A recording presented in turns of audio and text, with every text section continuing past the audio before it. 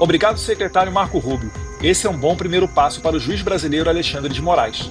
A Lei Magnitsky Global deve ser o próximo passo, e eu o encorajo a acelerar a sua análise sobre a possibilidade de sancionar o juiz Moraes, responsabilizá-lo por seus ataques à democracia no Brasil e impedi-lo de emitir ordens secretas visando censurar americanos em solo americano, seja através da Lei Magnitsky, que são violações de direitos humanos, seja através de EPA, seja ordem executiva, seja algo vindo do State Department. Isso daí eu acho que é o que menos interessa. O que mais interessa é esse recado, dizendo que os Estados Unidos não vão tolerar censores.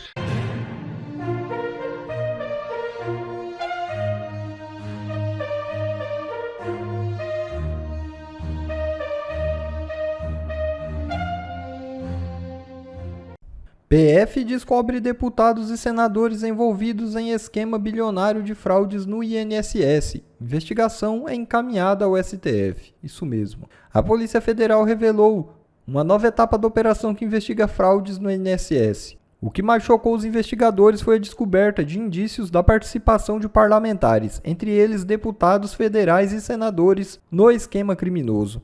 A operação já vinha monitorando grupos criminosos e ganhou um novo rumo ao identificar que parte das facilidades concedidas para a liberação de benefícios irregulares de aposentadorias envolvia diretamente a atuação de políticos com foro privilegiado. Os nomes estão mantidos em sigilo, mas já suspeitamos a que ala eles pertencem.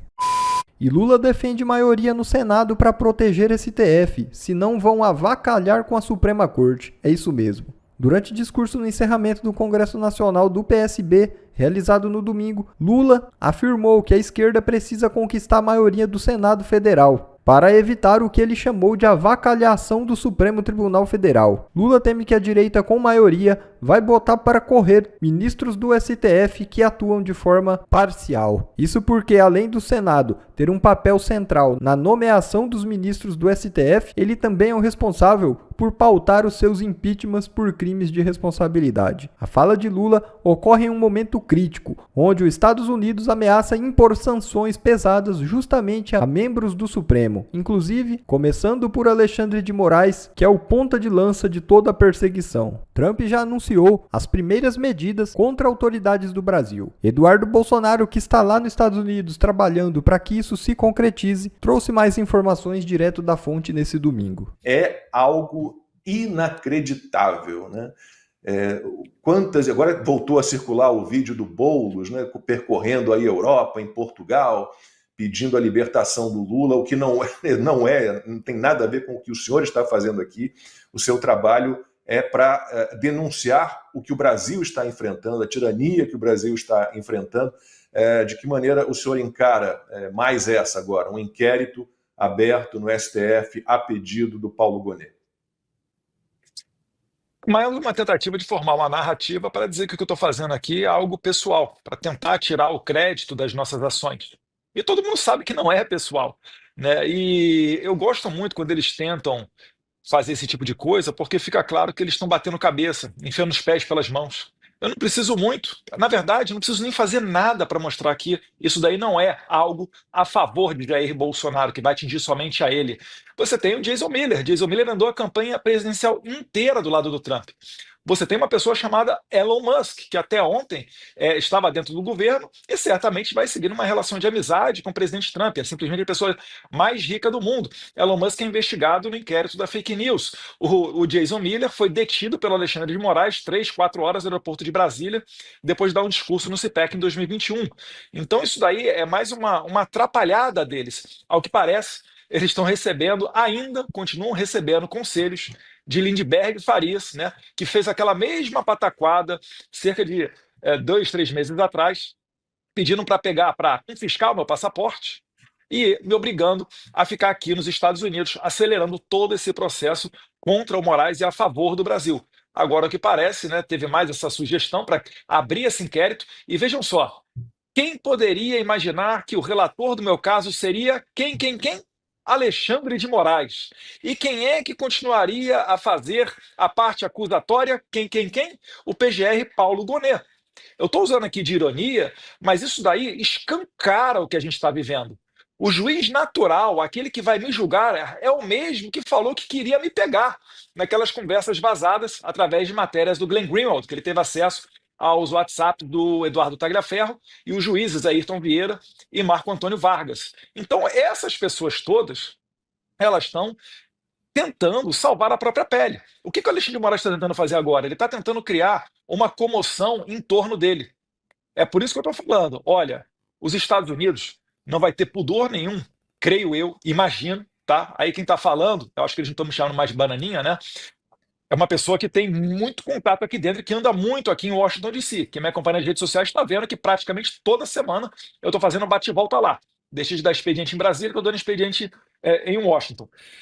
Então, até perdi aqui o fio da meada, mas ele está tentando criar essa comoção em torno do Alexandre de Moraes porque é algo pessoal contra o Alexandre de Moraes, é personalíssimo contra ele.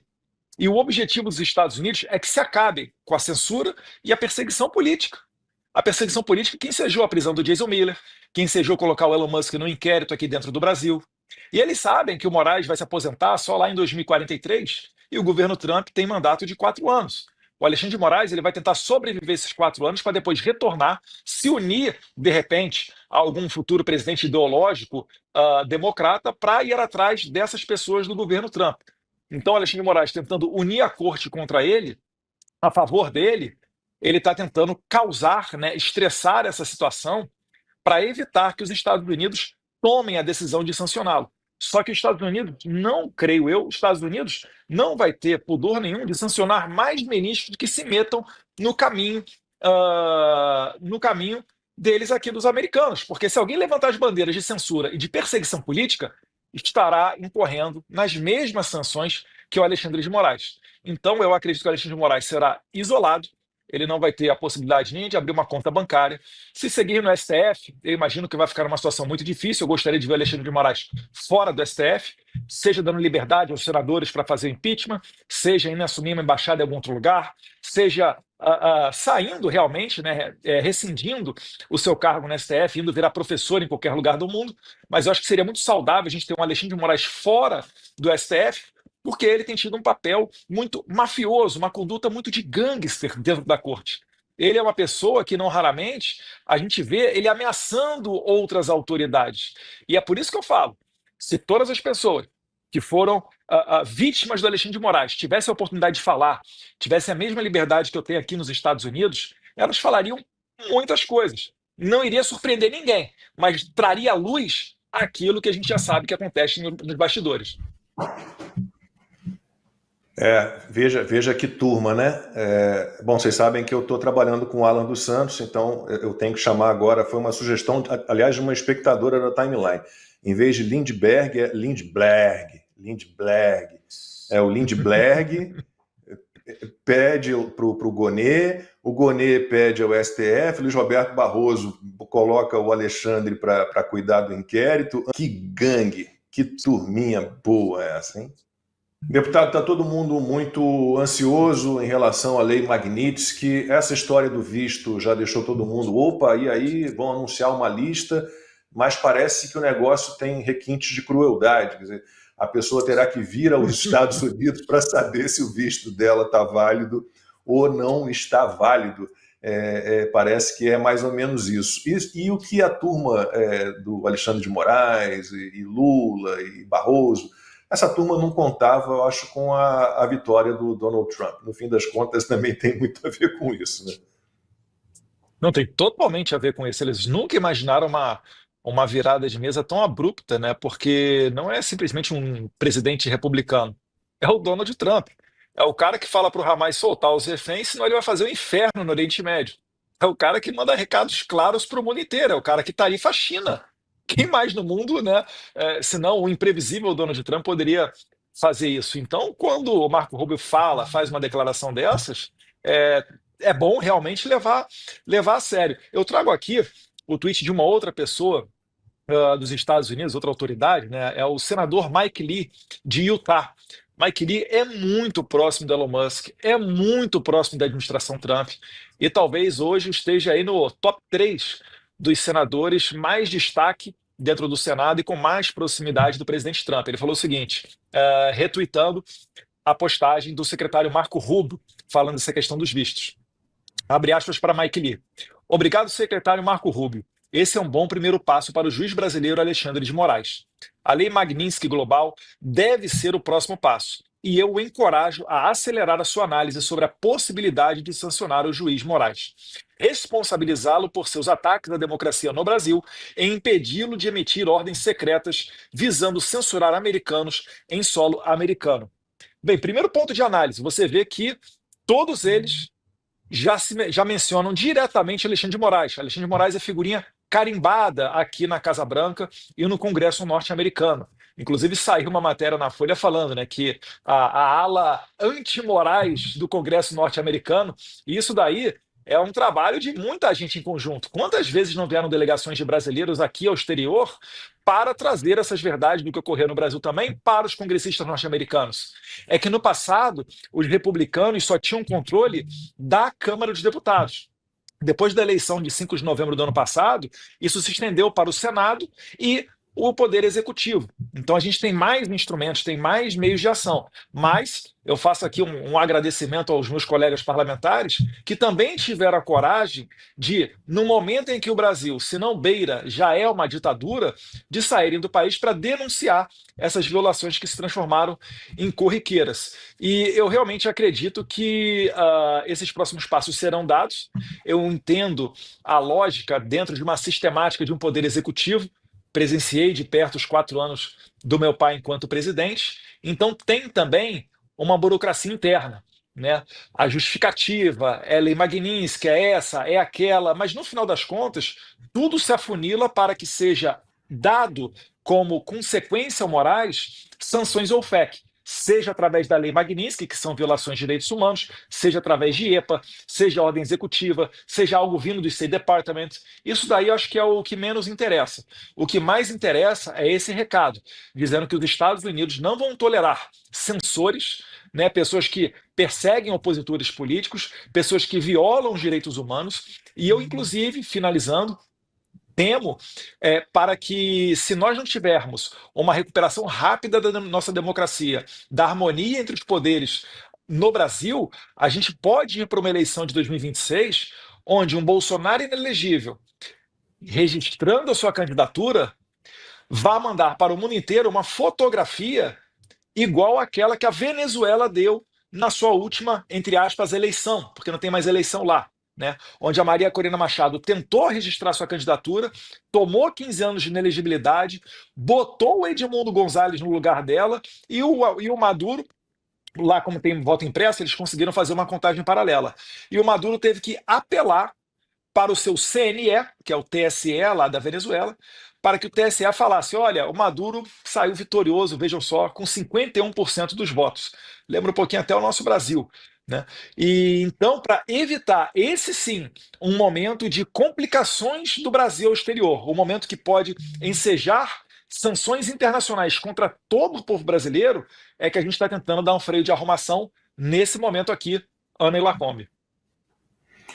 E o que a gente vê no chat, conversando com as pessoas, Ana, é que está todo mundo muito ansioso, né, mas tudo a seu tempo, né? Nos Estados Unidos as coisas não são feitas de modo atabalhoado, a revelia das leis absolutamente não é dessa maneira, mas já avançamos muito daquele deboche inicial, daquelas piadinhas iniciais ali entre os ministros do STF, achando que aquilo era uma bobagem, que não ia dar em nada. A vontade que dá é ser uma mosquinha, né? E ficar ali perto dos ministros do STF para entender de que maneira está a cabeça de todos eles, Ana. Não, é curioso que se você pegar vídeos da turma ali da Globo News, né, teve uma senhora que pegou o celular e disse, logo depois que o Eduardo decidiu ficar aqui nos Estados Unidos, que ela olhou para o celular e disse: olha, eu conversei com interlocutores do Supremo Tribunal Federal, inclusive com um ministro, e o que eu ouvi foi: eles não estão nem aí. Ainda fez assim, ó, nem aí. Eles não estão nem aí. Isso é o quê? 2 meses? 3 meses, né? 2 meses e pouco. E agora, essa semana, ela já disse: olha, eles estão, inclusive, pedindo para que alguns parlamentares da direita no Brasil arrumassem um caminho de articulação com aqueles mais moderados do governo Donald Trump. Olha, as pessoas que não acompanham a política americana como ela deve ser acompanhado ainda não entenderam que moderados ou não, que não existe essa palavra no governo do Donald Trump. O Donald Trump, ele cometeu alguns erros no primeiro mandato, nomeando algumas pessoas. Pode ser que até nós podemos até comparar com o presidente Bolsonaro. Se o presidente Bolsonaro fosse eleito hoje, eu tenho certeza que ele não voltaria alguns nomes para a equipe dele, como o Donald Trump simplesmente tirou muitos do primeiro mandato dele e disse: não, isso aqui é uma fábrica de facas nas costas. E o que ela chama de moderado, falando que o Marco Rubio é o moderado, olha, o Donald Trump não nomearia Marco Rubio se ele não tivesse a mão firme no que é correto. Lembrando que Marco Rubio tem descendência cubana, ele sabe muito bem o que acontece nas Américas, na América Latina. O representante para as Américas, inclusive o próprio perfil do Departamento de Estado que representa a área das Américas, tuitou essa semana em português, dizendo que os inimigos da liberdade não serão perdoados. Agora, eu acho engraçado as pessoas dizendo: mas está demorando muito. Pessoal, Donald Trump entrou na Casa Branca dia 20 de janeiro. 20 de janeiro. Hoje é dia 1º de junho. Como assim? Está demorando muito? As coisas estão até andando numa velocidade impressionante. Agora, eu queria aproveitar, Lacombe, a presença do Eduardo aqui com a gente e fazer uma pergunta que eu acho que eu sei a resposta, mas para a nossa audiência. Eduardo, alguns interlocutores, até na direita no Brasil, que estão tentando colocar panos quentes, não? Quem sabe a gente livra Alexandre de Moraes, Gonê, Paulo Sciori, tem uma lista, a gente sabe muito bem que existe uma lista de possíveis sanções. Não custa lembrarmos que a proibição de entrada nos Estados Unidos, a cassação e proibição do visto é uma coisa, Lei Magnitsky é outra coisa. As pessoas estão confundindo. Mas não vai ter lista? Não vai ter lista das pessoas que não poderão entrar nos Estados Unidos. Só vai ficar sabendo quando colocar o pé aqui e o funcionário lá da alfândega, da imigração, falar: não, o senhor vai ter que voltar. Mas as sanções da Lei Magnitsky, caso isso aconteça, provavelmente isso vai ter uma lista oficial. A minha pergunta, deputado, é se há tempo hábil para reverter tudo isso, porque agora parece que bateu, como a gente fala lá em Minas, né? O barata voa, está todo mundo desesperado. O que era risadinha agora virou assunto de vamos conversar com parlamentares na direita em Brasília para ver se eles arrumam uma interlocução para que essas sanções sejam freadas. Há tempo hábil para isso, deputado? Não creio, Ana Paula. Primeiro, muito importante a sua pergunta, que de fato as pessoas às vezes tanta coisa acontecendo, né? Muita informação que às vezes elas acabam se confundindo. Então, eu mesmo falei com um amigo até próximo que falou: Eduardo, mas não vai ter lista da Lei Magnitsky. Eu falei: não, não, não, não. Você está falando do visto, você está falando da questão da declaração do Marco Rubio, e aí eu vou lá explicar para ele, né? Você já adiantou, de fato, uma coisa é uma coisa, outra coisa, já dizia o filósofo, e eu entendo que não existe tempo hábil para reverter isso. Primeiro, porque é uma construção que demorou meses, demorou a confecção de vários relatórios. Isso daí foi um trabalho também muito encabeçado, tem que dar honra, né, a quem tem honra, ao Paulo Figueiredo. Paulo Figueiredo ajudou muito demais, eu diria que o Paulo Figueiredo foi essencial nesse trabalho todo também, tá? Também tem acessos muito importantes dentre as autoridades americanas. E Eu também acredito que não há margem para manobra, porque o time para entrar em campo é muito ruim. A nossa embaixadora, a embaixadora do Brasil aqui nos Estados Unidos, primeiro que ela deu, deixa eu usar as palavras corretas aqui, ela foi de surpresa no State Department, quando a delegação, encabeçada pelo David Gamble, que é o coordenador para sanções do State Department, esteve no Brasil, ela foi de sopetão lá no prédio do State Department e porque queria encontrar com alguma autoridade. Encontrou com certa autoridade lá dentro e quis botar o dedo na cara do americano dizendo o que ele poderia ou não fazer no Brasil, sendo que eles estavam sendo recebidos por pessoas, inclusive do governo Lula, que concordaram em ter esse canal de comunicação. E eu adoraria que a tese da embaixadora vencesse, para que não houvesse interlocução nenhuma. Isso facilita o nosso trabalho aqui, né? Nem parece que ela é do Itamaraty. Mas, além disso, ela é uma pessoa que já é conhecida no meio internacional, porque ela foi secretária, foi chefe de Estado do diretor executivo das Nações Unidas, né? O Antônio Guterres, português, conhecido por ser um globalista, e eu acredito que o Trump não gosta muito de globalistas. Então, quando você recebe uma pessoa dessa no gabinete, dentro da administração Trump, já pode ter certeza que existe ali um conhecimento sobre a sua vida pregressa.